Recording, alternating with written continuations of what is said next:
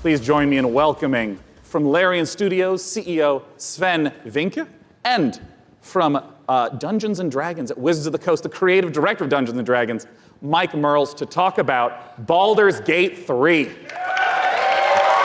Yeah! Now, this was only just recently announced. How did this partnership come about? We went to see Wizards of the Coast at the end of Divinity Original Sin 1. Yeah. That was back in 2014. And I tried to convince them back then that they should give us the Baldur's Gate 3 license. And they said, yeah. But we had a long chat about what the vision would be for the game. And then we kept on bumping into each other. And then suddenly in 2016, I get a phone call from Nathan Stewart, who's the big boss of Mike and the head of Dungeons & Dragons. He said, you need to come to Seattle right away. We're going to have dinner in a very shady restaurant. And he had this big stack of paper with him. And on it was Baldur's Gate 3. And in it was pretty much everything that we talked about. And he says, I'm going to present this to my board. Do you still want to do it? I said, yeah, of course I still want to do it. And then a couple of weeks later, we started negotiating. And here we are.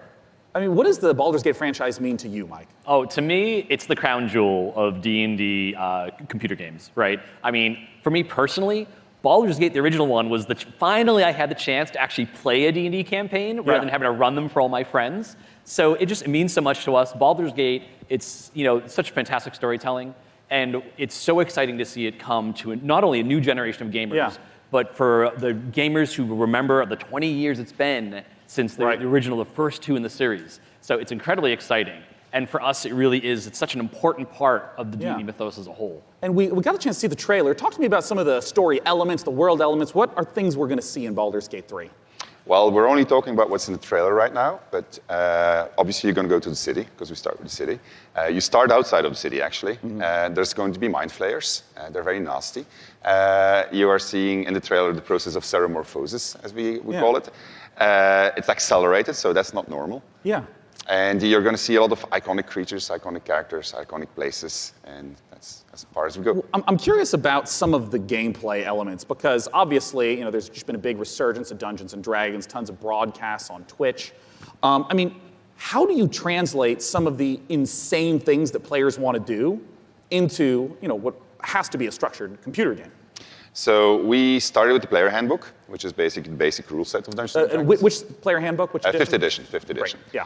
And so we ported as much as we could to the video game. We looked at what works really well. We looked at the things that didn't work that well, because it is a video game, and this was made for tabletop gaming. And so we started modifying those things, and then we had to add things on top of it, because if you play tabletop, you have a game master, and you say, well, I want to do this. Yeah. And then the game I want to master start a fight with a pigeon. And he's like, okay, roll for dexterity. Exactly, that's it. So we had to add systems to make that possible within the game. But we've gone very, very far. Yeah, I mean, can you give an example of like a crazy moment that a player might do that you could actually play out in the game? Well, I could, let's say that we get into a fight because you ask a nasty question, I don't want to answer it. And I take the chair over there, I put it on fire, smash it on your head. Well, just as an example. It's just an example, this is fine, we're just talking, These are things that we have to put systems into the game for to do it, which are not necessarily going to be described inside of the book. Interesting. And I mean, like, Mike, in terms of your role, speaking to Larian Studios, you have tons of data of all the sorts of things that players do. What's the sort of information that you provide in assistance? Well, really what it comes down to is providing the story support. We think of Dungeons & Dragons, the universe of D&D. It's like a toy box for dungeon masters and players to go into and build their own stories. So working with Larian and working with Swen, a lot of it was just opening up that toy box and sharing it. And giving that kind of guidance. Like I remember one of our first meetings, we just laid out a map of Baldur's Gate and the Sword Coast and asking a lot of questions, like what kind of story do you want to tell? Where do we want to go? What are the cool locations we've always wanted to put into a game like this? And then in terms of the system support, what does it mean in terms of the story for each character, for each character race, each character class, so that if you have your favorite class and it's in the game, you really feel like you're taking on that role that you love so much from the tabletop. It's really coming to life in an authentic way in Baldur's Gate 3. And we're going to talk in a moment about Baldur's Gate 3 release dates and whatnot, but we have a second game that we want to talk about on a new technology known as pencil and paper. I understand that there is a tabletop prequel coming for Baldur's Gate. Exactly. So in Baldur's Gate, we think there's one saga, all the different games coming together to tell one grand story of this city. So on September 17th, we're releasing our next tabletop campaign, Baldur's Gate, Descent into Avernus. And it is the next chapter in the Baldur's Gate saga. Right. And it's a prequel to Baldur's Gate 3.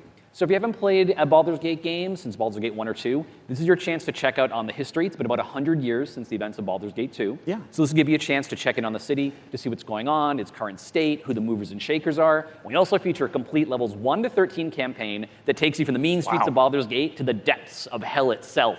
And sort of pose to the players a question, do you want to redeem Baldur's Gate or send it to damnation? So we're putting that right in players' hands to make that choice. Well, I have to ask Sven, it's a question on a lot of people's minds. What can you talk to us about expected release timeframes? So people have been waiting for it for a long time. Yeah. They're going to have to wait a little bit more when it's ready. This is the game that we want to play, so we want to make sure it's really, really good. And then when that's the case, then we'll release it. Well, I know a lot of people have been waiting a long time. And I think I speak for a lot of people here when I say, take your time. If the Divinity Original Sin games are any indication of the quality, it's going to be fantastic and worth the wait. Gentlemen, thanks so much for joining me on stage. Thank you very much.